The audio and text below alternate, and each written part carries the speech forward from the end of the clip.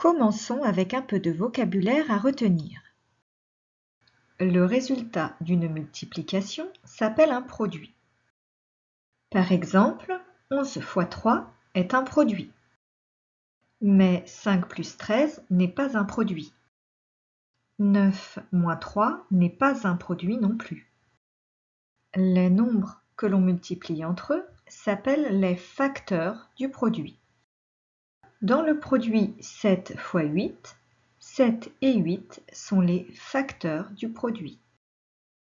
Il faut bien retenir qu'une multiplication par un nombre entier représente ce que l'on appelle une addition itérée, c'est-à-dire une addition répétée. Par exemple, la multiplication 7 fois 4 est une manière d'écrire l'addition itérée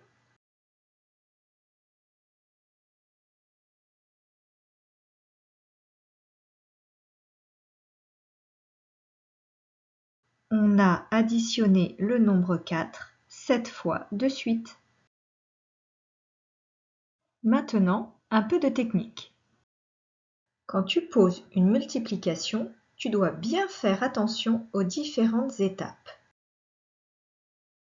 Regardons un exemple. Nous allons poser et effectuer la multiplication 1358 fois 7.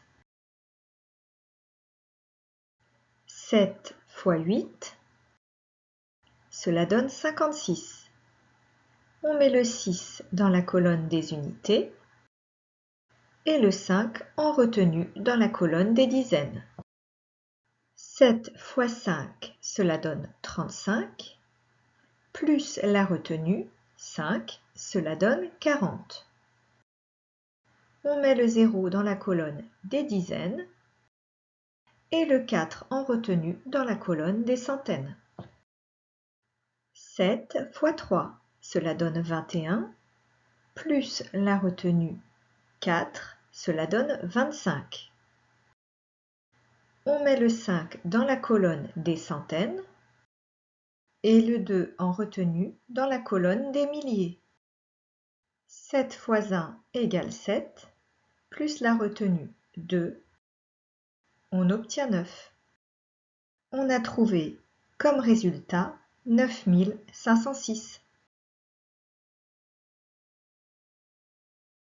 Voici un deuxième exemple. Attention, il est un peu plus long que le premier. Nous allons poser et effectuer la multiplication 584 fois 62. Attention à laisser de la place en bas. Notre multiplication va comporter 3 étages. 2 fois 4. Cela donne 8, je le place dans la colonne des unités. 2 fois 8. Cela donne 16. Je place le 6 dans la colonne des dizaines et la retenue 1 dans la colonne des centaines. 2 fois 5, cela donne 10. Plus la retenue, cela fait 11. Je place le premier 1 dans la colonne des centaines et l'autre 1 dans la colonne des milliers.